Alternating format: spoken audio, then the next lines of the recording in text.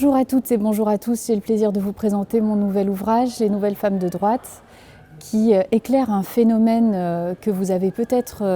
observé, c'est la visibilité de militantes, de femmes qui s'engagent en tant que femmes contre les féministes dans différents mouvements depuis une dizaine d'années.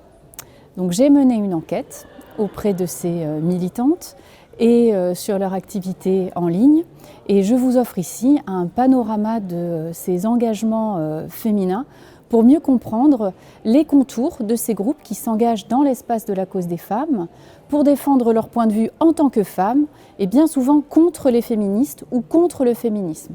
Et vous y trouverez toutes les clés de compréhension et d'analyse qui vous permettront de vous faire votre propre opinion et votre propre jugement sur ce renouvellement des engagements féminins, conservateurs ou radicaux qui caractérisent l'époque contemporaine. Cette enquête, elle est née d'une mobilisation que nous n'avions pas forcément anticipée au moment où la gauche retourne au pouvoir sous le quinquennat de François Hollande et qu'une de ses premières promesses de campagne va être tenue, qui est l'ouverture du mariage civil aux couples de même sexe. Les mobilisations qui ont accompagné l'agenda parlementaire de la discussion de la loi Taubira, portée par la ministre de la Justice, ont été l'occasion d'un décloisonnement des droites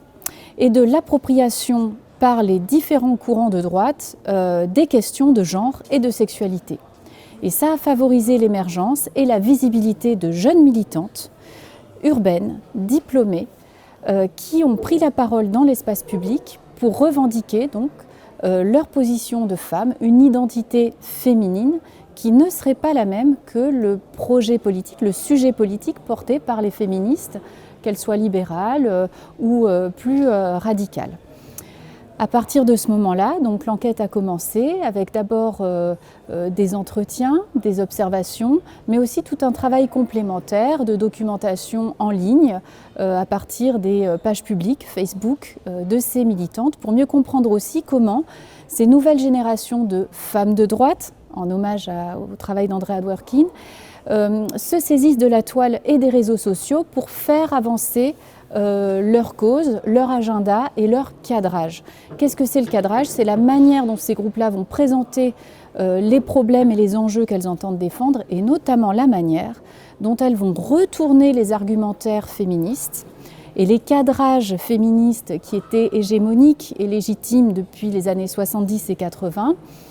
pour en vider le contenu et le transformer. Par exemple, vous avez peut-être remarqué que dans la marche pour la vie, qui s'oppose à l'IVG, eh bien, on avait une porte-parole, Aliette Espieux, qui avait un t-shirt « Mon corps, mon choix ». Ce slogan féministe est repris aujourd'hui par des militants et des militantes anti-IVG pour dire que le vrai choix des femmes, c'est celui de poursuivre une grossesse à son terme, quelles qu'en soient les conditions et quelles qu'en soient les conséquences. Retournant ainsi l'argumentaire féministe qui plaide pour l'autonomie des femmes de décider par elles-mêmes et pour elles-mêmes de la poursuite ou pas d'une grossesse et de leur destin procréatif d'une manière générale. Et nous sommes aussi dans une période où les enjeux climatiques, la question de l'écologie, permet à ces groupes de revenir aussi en force avec un argumentaire fondé sur la nature. Et on voit ainsi apparaître ces courants écoféministes conservateurs, donc, qui vont s'engager dans l'espace de la cause des femmes, mais aussi de la cause environnementale, pour défendre un projet politique fondé sur des identités de genre qui sont naturalisées. L'homme et la femme, le masculin, le féminin. Et donc, à partir de ces identités naturalisées, prescrire un certain nombre de comportements sociaux, et d'agencement de rapports entre les sexes qui participent d'une division sexuelle du travail social, politique, économique.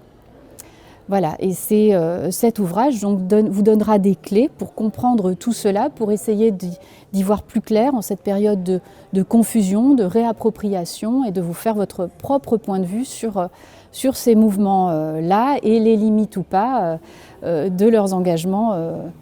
au nom des femmes et pour les femmes.